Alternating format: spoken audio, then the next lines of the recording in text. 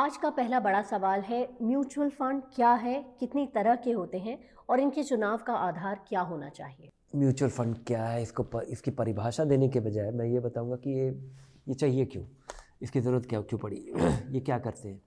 Mutual fund एक निवेश का ज़रिया है। म्यूचुअल फंड की ज़रूरत तब पड़ी जब जब भी आप कोई निवेश करते हैं तो आपके पास दो तीन तरीके का, मोटे तौर पे दो तीन तरीके का ज़रिया है कि या तो आप किसी को पैसा उधार देते हैं, या आप किसी चीज़ में भागीदार बनते हैं, शेयर खरीदना या कोई दुकान खोलना या कोई कारोबार चलाना, ये वही है मालिक बनना, या किसी को उधार देना और अब उस पर आपको ब्याज मिलता है। और तीसरा चीज़ कि आप कोई एसेट खरीदते हैं, आपने ज़मीन खरीदा या मकान खरीदा जिस पे आपको किराया मिलता है, या फिर आप उसकी सुविधा लेते हैं, आप उस मकान में रहते हैं। तो इन तीनों चीज़ों का जब फाइनेंशियलाइजेशन हुआ, बाज़ार की वृद्धि का विस्तार हुआ, तो लोगों के पास और ढेर सारे विकल्प हो गए। अब आपके पास केवल बैंक में डिपॉजिट करना ही एक ज़रिया नहीं है, आप अलग अलग कंपनी को आप उधार दे सकते हैं, जब चाहे दे सकते हैं, जब चाहे अपना पैसा निकाल सकते हैं। इसका ज़रिया है बाज़ार में बॉन्ड खरीदना या बेचना। अगर आपको कारोबार में अगर किसी का मालिकाना, आप अगर मालिक बनना चाहते हैं, आपको मालिकाना हक चाहिए, और आपको वो बाज़ार में 5000 कंपनियां लिस्टेड हैं, जिनकी इच्छा हो उनका आप शेयर खरीदिए, जिनकी इच्छा हो आप बेच दीजिए। इस तरह से आपके लिए शेयर खरीदना, बॉन्ड खरीदना, ये काफ़ी आसान हो गया है। लेकिन इनको खरीदना बेचना ये अपने आप में ये एक अध्ययन का विषय है।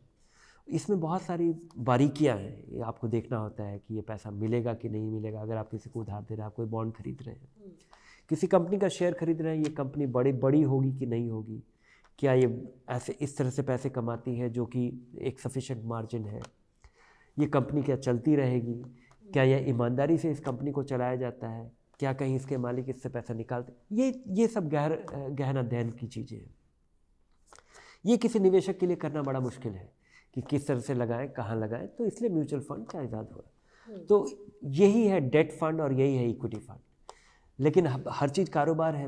म्यूचुअल फंड चूँकि लोगों के लिए आसान ज़रिया हो गया बाज़ार में लगाने का, तो ढेर तरीके के म्यूचुअल फंड अब बनने लग गए। अब रेगुलेशंस हमारे अब परमिट करते हैं करीब 40-50 तरीके का, 32-34 तरीके का तो ऑफिशियली पॉसिबल है ओपन एंड फंड। लेकिन उनमें भी जितने वेरिएशंस पॉसिबल हैं, वो हमारे नंबर को करीब 40-50 तरीके के फ़ंड हो सकते हैं। तो अब ये 50 तरीके के फ़ंड को, 50 तरह के अलग अलग फ़ंड को देख करके कोई भी आदमी विचलित हो जाएगा कि अब इसमें ढूंढा क्या जाए, कहाँ लगाया जाए। कहा जाता है कि म्यूचुअल फंड आसान ज़रिया लगाने का, लेकिन इसकी शुरुआत ही इतनी मुश्किल है। तो आपको ये 50 तरीके के फ़ंड देखने की ज़रूरत नहीं है। अधिकतर निवेशकों की ज़रूरत 3-4 तरीके के फ़ंड से पूरी हो जाती है। वो है, अगर आपका पैसा कुछ दिनों का है तो लिक्विड फंड में पैसा लगाइए। अगर आपका पैसा कुछ महीनों का है, 1-2 साल का है, 3 साल का है, और आप किसी भी तरह का वहाँ पे कोई सिग्निफिकेंट गिरावट नहीं चाहते हैं उसके वैल्यू में कभी भी, जब तक आप इन्वेस्टेड रहें, तो आपको ultra short term bond fund या शॉर्ट टर्म डेट फंड में पैसा लगाना चाहिए।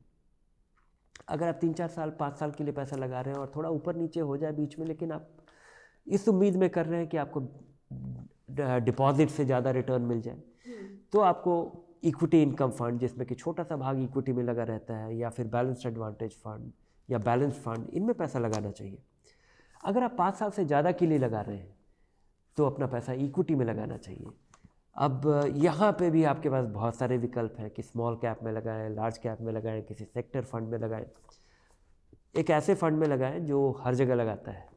इससे आपका निवेश का जो तरीका है वो आसान हो जाएगा। धीरे धीरे लगाएं। और ये जो शुरुआती जो डेफिनेशन है कि कुछ दिनों का, कुछ महीनों का, कुछ साल का और बहुत सारे साल का, उसके लिए ये उचित व्हीकल का चुनाव करें तो आपका इन्वेस्टमेंट काफ़ी आसान हो जाता है। और तो अधिकतर निवेशकों की ज़रूरत 4-5 फंड से पूरी हो जाती है। रहने दीजिए 40-50 तरीके के फ़ंड को।